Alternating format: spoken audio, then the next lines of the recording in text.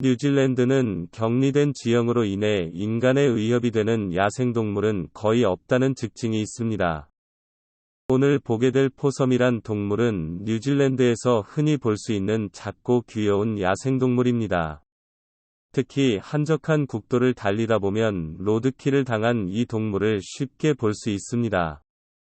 그러나 뉴질랜드에서는 자생림을 파괴하는 가장 해로운 동물 해충으로 악명 높습니다.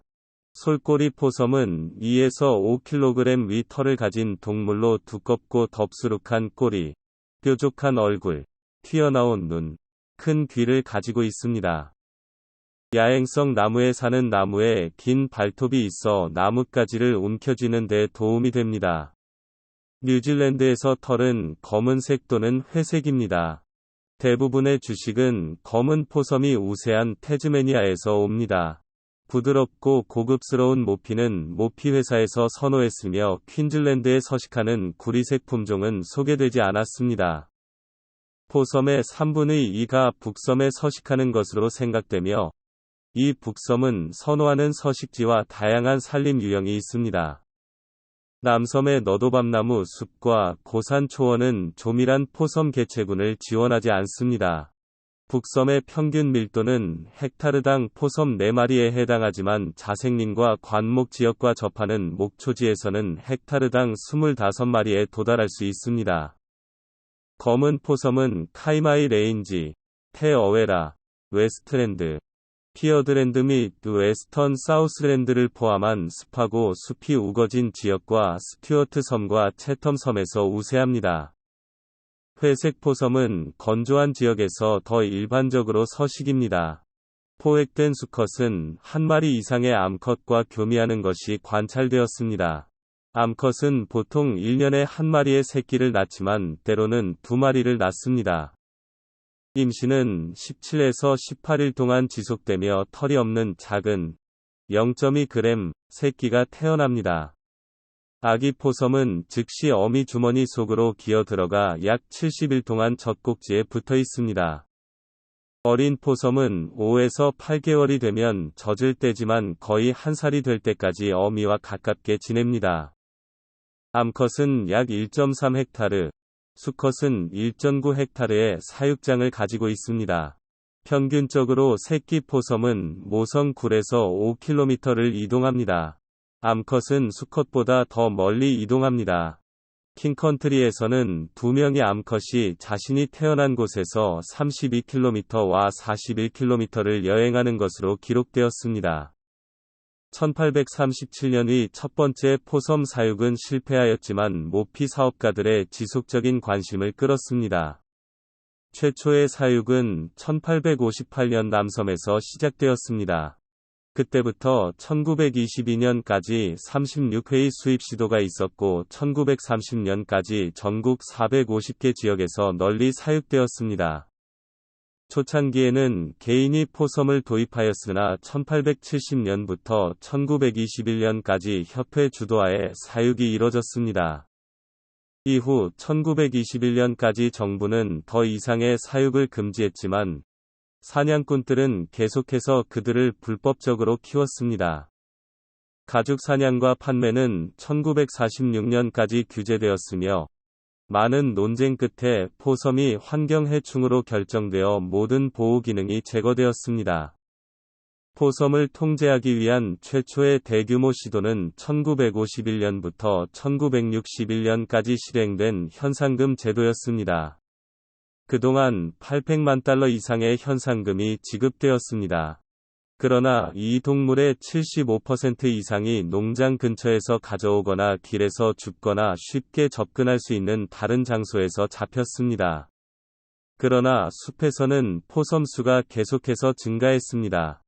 2000년대 초 뉴질랜드 본토의 거의 모든 지역에 포섬이 있었습니다. 1950년에는 약 54%, 1963년에는 84%, 1980년에는 91%를 차지한 것으로 추정됩니다.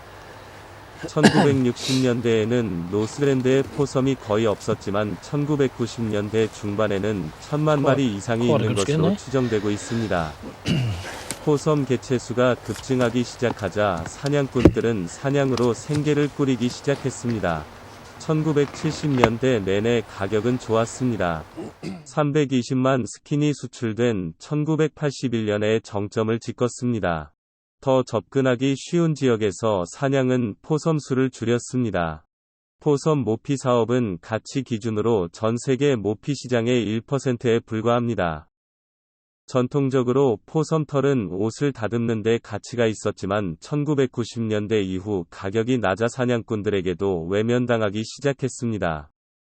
1993년 이후 포섬 제품 산업은 펠트, 가죽, 섬유 및 육류를 사용하도록 다양화되었습니다. 섬유는 단독으로 사용하여 모자와 장갑을 만들거나 메리노울로 방적하여 부드럽고 고급스러운 원단으로 만듭니다. 포섬은 탐욕스러운 포식자입니다. 뉴질랜드에서는 밤에 약 2만 1000톤의 초목을 소비합니다. 가장 눈에 띄는 것은 포흐투카와 라타와 같은 화려한 꽃나무를 파괴한다는 것입니다. 따라서 자생림의 전체 군락 구조를 변경할 정도입니다. 그들이 소비하는 양은 놀라운 것처럼 보이지만 이는 자생림 한 지역에서 매일 약 30만 톤의 잎사귀를 먹어치웁니다. 포섬은 삼림 캐노피의 완전한 붕괴를 유발할 수 있습니다. 웨스트랜드의 남부 라타카마이 숲에서는 포섬이 도착한 지 15에서 20년 이내에 많은 계곡에서 캐노피 나무가 50% 이상 손실되었습니다. 그런 다음 삼림나무는 포섬이 먹기에 좋지 않은 관목으로 대체되고 지역은 키가 큰 숲에서 낮고 개방된 숲과 관목으로 바뀌어 버렸습니다. 포섬은 종종 한 나무를 선택하고 완전히 말라 죽여버립니다. 그들은 새로운 싹을 먹고 살기 때문에 날씨와 곤충 피해로부터 나무를 회복하는 것을 더 어렵게 만들고 숲의 복원을 막습니다. 이들은 꽃도 먹음으로써 씨앗 형성까지도 멸절시며 버립니다. 많은 식물이 포섬의 공격으로 황폐화되어 버립니다. 한때 잎사귀만을 먹는 것으로 생각되었던 포섬은 모든 고에너지, 고단백 동물도 가리지 않고 닥치는 대로 먹어치웁니다.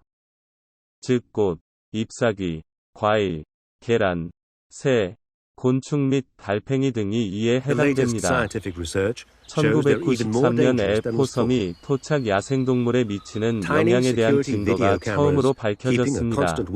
저속 촬영 비디오 카메라는 멸종 위기에 처한 민꼬의 병아리와 알을 먹는 포섬을 포착했습니다. 4년 동안 관찰된 19개의 둥지 중 4개의 둥지에서 병아리와 알을 먹는 포섬이 카메라에 포착되었습니다.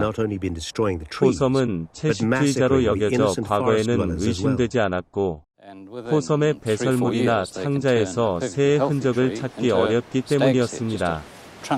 그 이후로 포섬은 알, 병아리, 케레루, 키위, 해리어매, 부채새, 양고기, 투이를 포함한 다른 토종 조류종의 성체까지도 잡아먹는 모습이 촬영되었습니다.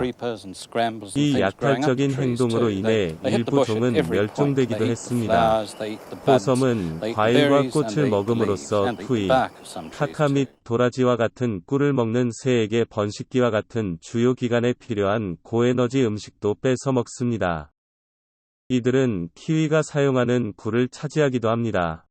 멸종 위기에 처한 두 뉴질랜드 토종 박쥐종은 박쥐 개체수가 매년 5에서 9% 감소하고 있는데 사우스 캔터베리를 포함하여 포섬의 공격을 심하게 받는 것으로 알려지고 있습니다.